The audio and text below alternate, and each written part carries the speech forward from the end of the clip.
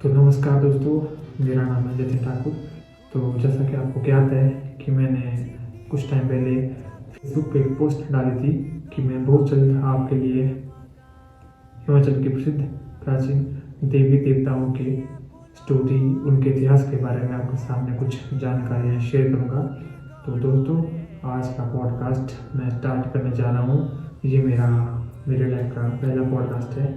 तो आज का पॉडकास्ट मैं श्री देव देवी जी के इतिहास के बारे में करूँगा। जितनी मुझे जानकारी है मैं बस आपको उतना ही बताऊँगा। मैं इसमें कुछ न्यू ऐड नहीं करूँगा। तो मैं आपसे आशा करता हूँ कि आप मेरे इस दैविक पॉडकास्ट को ढेर सारा प्यार दें और देवभूमि में जितने भी देव देवता है, मैं आप सभी से विनम्र निवेदन करता हूँ कि आप सभी युवा युवतियाँ जो भी हमारे देवभूमि के बच्चे हैं वो देव नीति पर विश्वास रखें और अपने जो भी आसपास के देवी देवता है उनके मंदिर जाया करें और उनके जो है कानून है, नियम है देवताओं के या उनकी जो कहानी है उनको अपने बड़े बुजुर्गों से पूछो। क्योंकि आप सभी को पता ही है, देवभूमि हिमाचल या उत्तराखंड, तो इसमें स्वयं जो हमारे देवी देवता है वो उसमें स्वयं वास करते हैं। इसके कण कण में देव समाये हैं। तो हम तो बहुत ही सौभाग्यशाली है कि हमें हिमाचल जैसी देवभूमि में जन्म मिला। तो मैं आप सभी से विनम्र निवेदन करता हूँ कि आप सभी देव रीति से जुड़े दैविक रीति रिवाजों को आगे आप बरकरार रखें। और बाकी चलिए करते हैं आज का पॉडकास्ट स्टार्ट। तो दोस्तों, श्री देव गुरु जी महाराज गुरु द्रोण का रूप है और श्री देव गुरु जी महाराज के 3 रथ है और इनके 3 मंदिर है और 2 इनके मूल स्थान है। एक इनका मूल स्थान बड़ेउग धार में है और दूसरा सरोवर में है। बड़ेउग धार में श्री देव गुरु जी का शक्तिपीठ है और सरोवर नामक स्थान में जो प्रभु के पीछे प्रभु के बालों के पीछे एक देवता रहते हैं किरणाकोटि जी, वो उग्र प्रकार के देवता है। तो उनका शक्तिपीठ सरोवर में है और प्रभु के 3 मंदिर है। एक मंदिर तलैहण, दूसरा मंदिर साज और तीसरा मंदिर मड़ीनी में स्थित है। श्री देव गुरु जी के पास 20 बाण है। कहा जाता है कि पूरे देवभूमि उत्तराखंड, पूरे देवभूमि हिमाचल में ऐसा कोई भी देवता नहीं है जिसके पास 18 से ऊपर बाण है। तो प्रभु जी के पास 20 गण है और देव गुरु जी महाराज 36 प्रकार की हरी बीमारियों को दूर करते हैं और इनके पास 84 कलाएं हैं। और श्री देव गुरु जी के शिष्य है गुरु नाग जी, जो कि राजा कर्ण का रूप है और उनके गुरु श्री देव गुरु जी महाराज है। कहा जाता है कि श्री देव गुरु जी महाराज ने ही राजा कर्ण गुरु नाग जी को सारी शिक्षा, विद्या, अस्त्र शस्त्र की विद्या दी थी। तो इसलिए प्रभु उनके गुरु है और वो उनके शिष्य।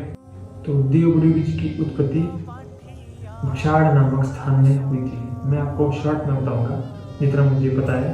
तो देव गुरु जी की उत्पत्ति भुषाड़ नामक स्थान में खेत में हुई थी। वहाँ पर एक किसान एक हल चला रहा था तो उसका हल खेत में फंस गया था। तो उसने जैसे ही नीचे देखा कि वहाँ पे एक मूर्ति थी, एक मेहरा था जो कि स्वयं बोधा देव गुरु जी का। तो इस प्रकार से देव गुरु जी का मेहरा एक खेत में मिला था और ये मेहरा एक स्वयं मेहरा है। तो उसकी भी एक अलग स्टोरी है, वो आपको मैं एक अलग वीडियो बनाऊंगा इसकी, जो ये उत्पत्ति की है। अभी मैं आपको एक शॉर्ट में बताऊंगा देव गुरु जी की पूरी जो भी है इनकी, जितना मुझे पता है उतना ही, बाकी एक्स्ट्रा मैं इसमें कोई ऐड नहीं करूँगा। तो इस प्रकार से प्रभु की उत्पत्ति हुई है। प्रभु जी की जन्मभूमि भुषाड़ है। तो देव गुरु जी के जो मेन रथ है तलैहण में, वो साल में 2 बार अपने रथ सहज और अपने रथ मड़ीनी से मेल करते हैं। अप्रैल मंथ में वो देव गुरु जी तलैहण, अप्रैल मंथ में तत्ता पानी में देव गुरु जी सहज वाले रथ से मेल करते हैं और इसी साल के एंड में अक्टूबर आई थिंक नवंबर में देव गुरु जी तलैहण मड़ीनी वाले रथ से भुषाड़ जन्मभूमि में मेल करते हैं। तो इस प्रकार तीनों रथ आपस में मिलते हैं और लोग भी काफ़ी संख्या में प्रभु के साथ आते हैं जनसैलाब, क्योंकि आज देव गुरु जी एक बहुत बड़ा नाम है। ये अपने नाम से नहीं, ये अपने सत्य से जाने जाते हैं। क्योंकि ये एक बहुत ही स्पेशल देवता है। तो देव गुरु जी की लीला जो अपरंपार है।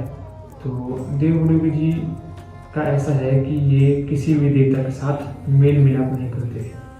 बोलने का मतलब ये है कि देव गुरु जी के जो 3 रथ हैं वो सिर्फ मूल भगवान नाग जी के रथों के साथ मिलते हैं, बाकी वो किसी अन्य देवता के साथ मेल नहीं करते, क्योंकि देव गुरु जी के अपने नियम, अपने कुछ परंपराएं हैं।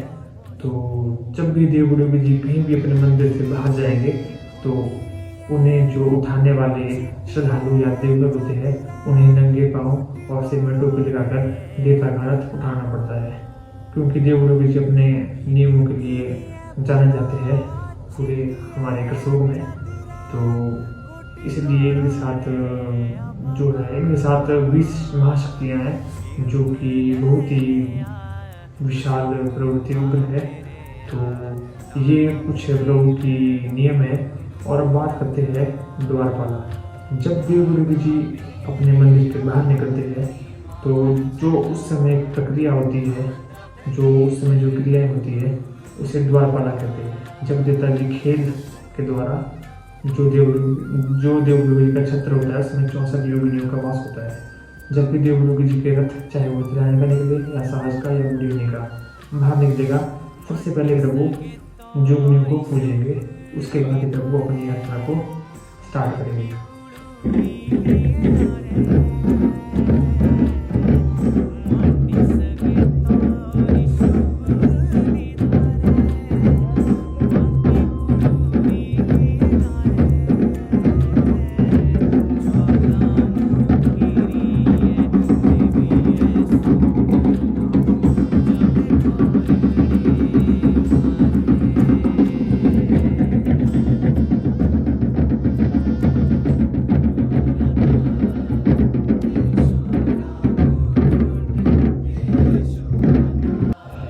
तो दोस्तों, जो आपने भी ये सुनी देवधुन, इसे हमारी आम भाषा में कोबरा बोलते हैं, हमारे यहाँ की लोकल लैंग्वेज में।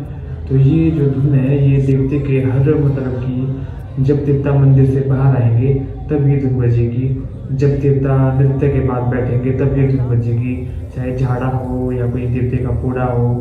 तो ये जो धुन है जो आपने भी सुनी इस वीडियो में, ये देवता के हर मतलब कि हर चीज़ में इस धुन का प्रयोग होता है। तो वैसे तो देवता के जैसे एक जातर होती है पूरी, सबसे पहले देवता का जो होता है झाड़ा होता है, उसके बाद पूरा होगा, फिर उसके बाद देव नृत्य होगा और उसके बाद फिर लास्ट में देवता जी विदाई लेंगे, जहाँ पे किसी तरह जातर हो या देव जी हो तो वहाँ से प्रभु उनको आशीर्वाद देंगे, अगले मतलब मंदिर या कहीं जाकर के निकल पड़ेंगे। तो दोस्तों, वैसे तो देव गुरु जी की कहानी इतिहास बहुत ही बड़ा है, इतनी हमारी औकात नहीं है कि हम उसे आपके सामने बता सके, या इतना हमें भी नॉलेज नहीं है अच्छे से कि प्रभु का इतिहास क्या है। और क्योंकि अब कहते हैं हमारे जो बुजुर्ग हैं वो लोग भी ये बात कहते हैं कि आप जितना इसका इतिहास खोजोगे, मतलब जितना गहरा आप जाओगे आप उतने ही गहराई में अंदर चले जाओगे। इसलिए दोस्तों, जितना मुझे पता था मैंने वो इतिहास आपके सामने रख दिया। और अगर आपको आज का पॉडकास्ट अच्छा लगा हो तो आप प्लीज़ कमेंट में मुझे अपनी राय दें कि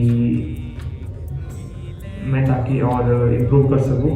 और बाकी मैं कल किसी और देवता का पॉडकास्ट आपके सामने लेकर आऊँगा। तब तक के लिए हम आपसे लेते हैं विदाई और करते हैं आज के पॉडकास्ट को यहीं पे समाप्त। और जितने भी दर्शक इस पॉडकास्ट को देख रहे हैं, मेरी दिल से यही दुआ है देव गुरु जी महाराज मौनाग से कि आप सभी की इच्छाएं, आप सभी पर प्रभु आशीर्वाद बनाए रखे और आप जिंदगी में हमेशा कामयाब हो, आप तरक्की करो, उन्नति करो और आपके परिवार में सब सुखी रहे। बाकी देव गुरु जी आप सभी का भला करे, हमारा भला करे। जय श्री देव गुरु जी।